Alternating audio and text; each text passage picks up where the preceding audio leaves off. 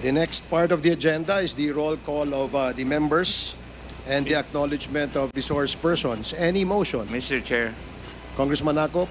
I respectfully move that we dispense with the calling of the roll. So moved, Mr. Chair. Second the motion.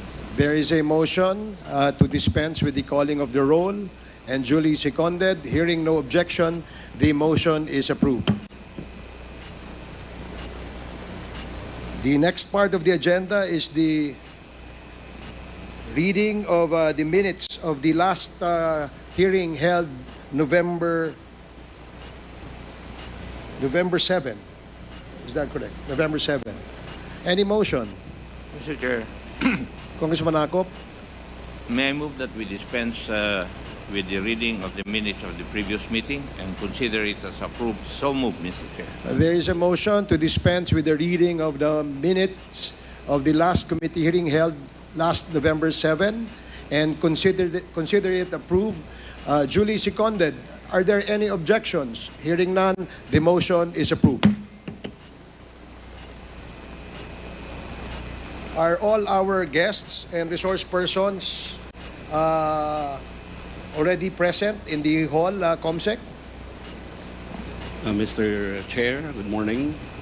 Except for the former President and Attorney Martin Delgra, I believe our resource persons are here. Also, Father Flavi and Attorney Jokno, they are still not around. Okay, we would like to formally start this committee hearing by allowing the chair to deliver his opening remarks.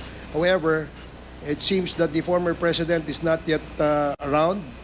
Maybe we can give him a little more time. Is he? I believe he's already present in the hall, right? So, and who else are not present at the moment, COMSEC? Father Flavi Villanueva, the founder of Program Paghilom, and Attorney Shell Jokno. Although we are trying to contact them if they will be arriving later. Okay, sige po. So, for the meantime, opening